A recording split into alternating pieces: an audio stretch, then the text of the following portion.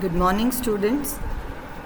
As we have done various theories to discuss and study structure and chemical bonding in various molecules, and valence bond theory successfully explains the structures and the number of bonds and the geometry of the molecules present in a particular compound, but it fails to explain various properties of a substance. So let us discuss one more theory which is called molecular orbital theory to understand some basic concepts. Molecular orbital theory was developed by Hunt and Mulliken in 1932, and it explains the following things successfully. It can explain the energy levels of a molecule, means how various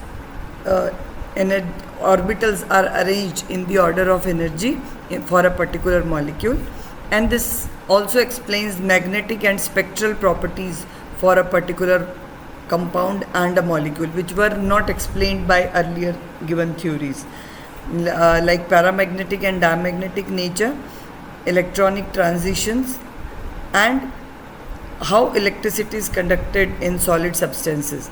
And it also predicts existence of molecules, like why helium 2 He2 molecule does not exist whereas other molecules exist. H2 exists but He2 does not exist. So existence can be understood by the help of this theory by calculating bond order, and calculation of bond order is also a very useful application of this theory, which was not possible by other theories.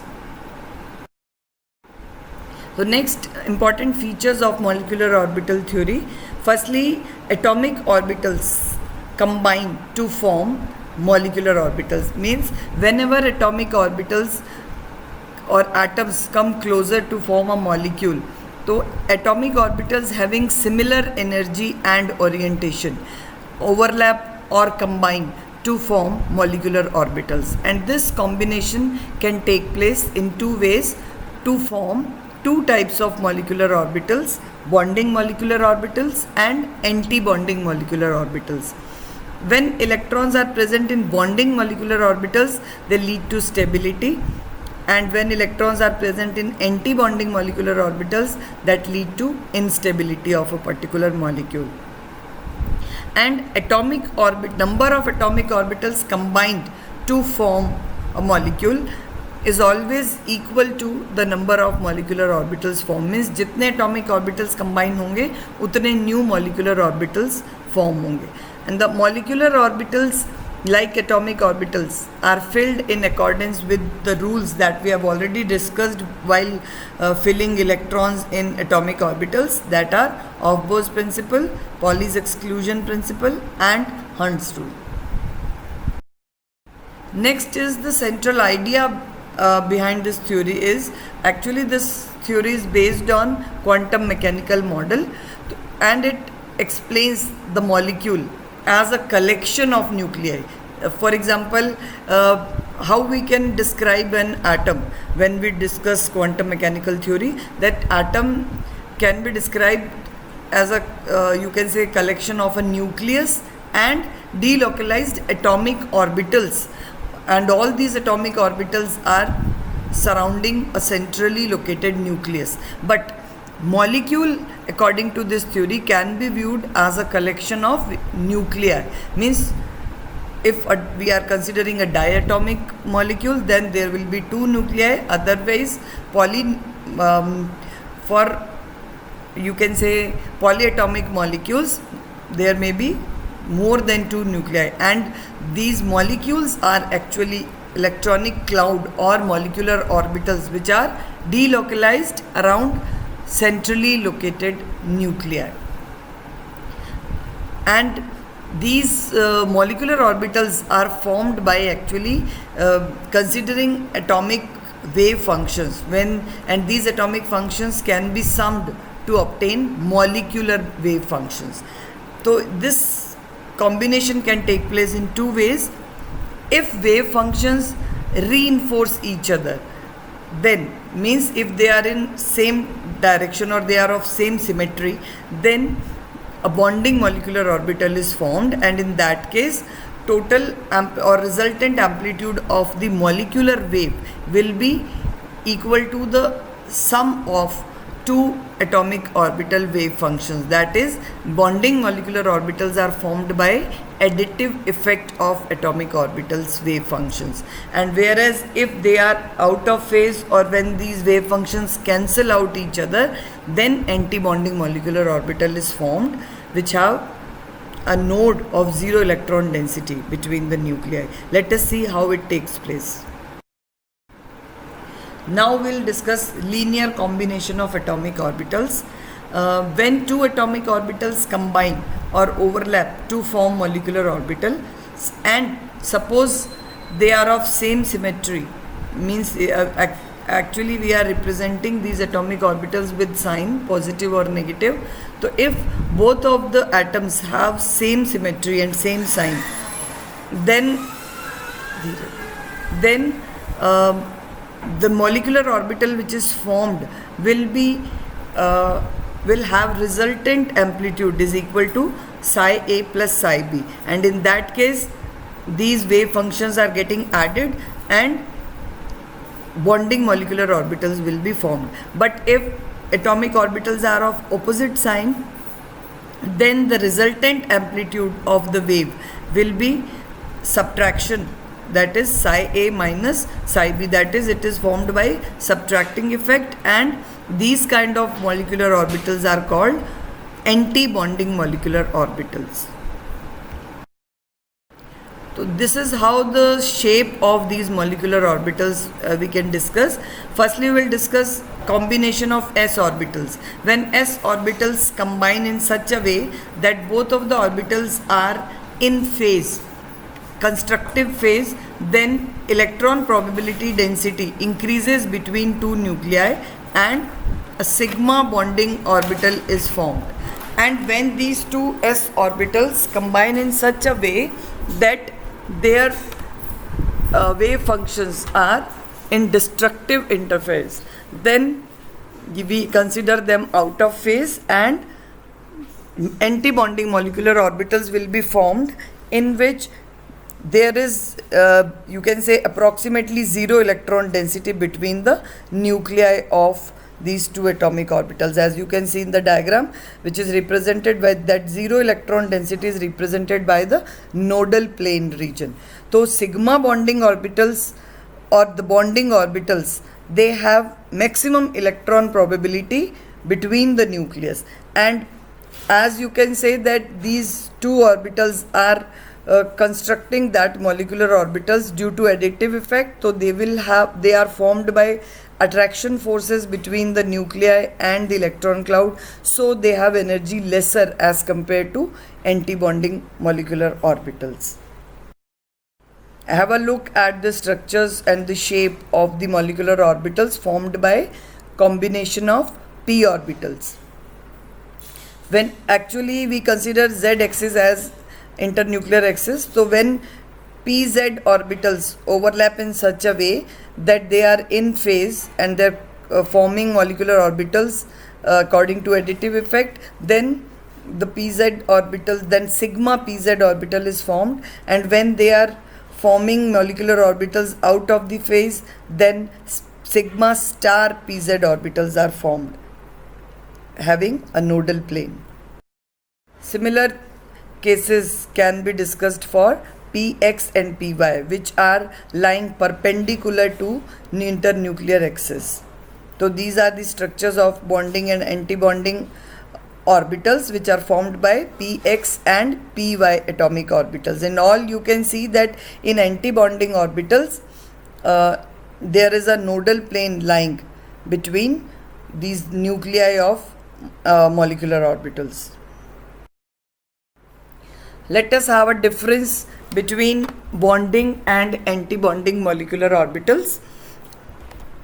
Anti-bonding molecular orbitals are formed by addition overlap of atomic orbitals, whereas anti-bonding molecular orbitals are formed by subtraction overlap. And the wave function of bonding and anti-bonding molecular orbitals can be given by these particular formula, as we have already discussed. As bonding orbital formation takes place when lobes of atomic orbitals have same sign, whereas anti-bonding molecular orbital formation takes place when lobes of atomic orbitals have different signs. Energy of bonding molecular orbital is lower because it is formed by additive effect and there is greater attraction between the two nuclei and the electronic cloud. So the energy of bonding molecular orbital is lower than the atomic orbital itself, whereas the energy of anti-bonding molecular orbital is higher than that of atomic orbitals from which it is formed, because they are formed by repulsive interaction. And the energy density is higher in the region between the nuclei of bonded atoms in case of bonding molecular orbitals, as we have seen in the structure of those molecular orbitals. And in case of anti-bonding molecular orbitals, the electron density is low in the region between the nuclei of bonded atoms. So these nuclei experience greater repulsion. Every electron in bonding molecular orbital contributes towards the attractive force. It's very important to understand. कोई भी electron अगर bonding molecular orbital में present होगा तो that will experience a kind of attractive force and that stabilizes a molecule, whereas presence of electron in anti-bonding molecular orbital contributes towards repulsive force and it will destabilize the molecule. Next, have a look at the energy level diagram on the basis of molecular orbital theory.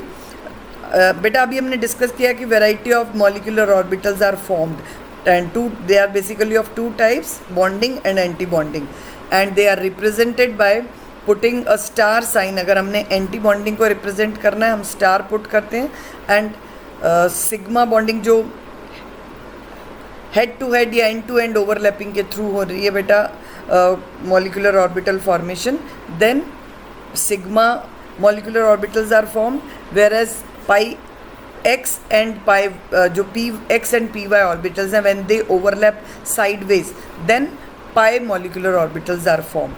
So this is the energy level arrangement, you can say diagram on the in increasing order of energy. 1s is lying lowest in energy, followed by 2s and then 2p. So accordingly you can see that molecular sigma 1s is lowest in energy, followed by sigma star 1s, sigma 2s, then sigma star 2s, then sigma 2pz, then pi 2px and pi 2py, then pi star 2px, pi star 2py, sigma star 2pz. So up to 2p, like for 10 electron system we can arrange the molecular orbitals in this order of energy, but there is exception for few molecules. Let us see that. For molecules like boron, carbon and nitrogen, actually 2p orbital is just half filled, means pairing is not start in 2p orbitals, because boron has just one electron in p orbit 2px, carbon has two electrons in 2px and 2py, and nitrogen has 3 electron in 2px, 2py and 2pz. All are unpaired. So energy of 2p subshell is somewhat lower in these three elements like boron, carbon and nitrogen as compared to oxygen, fluorine and other higher atoms. So there is a less difference in energy between 2s and 2p. So these orbitals experience greater repulsion in these elements. So have a look at the energy level diagrams for these elements like boron, carbon and nitrogen when they combine together to form molecules like B2, C2, N2. So energy of sigma 2p gets increased due to repulsion between 2s and 2p orbitals, whereas in oxygen, fluorine and neon molecules the actual energy pattern is followed, that is sigma 2p is at lowest energy level, because here 2s and 2p do not experience big repulsion.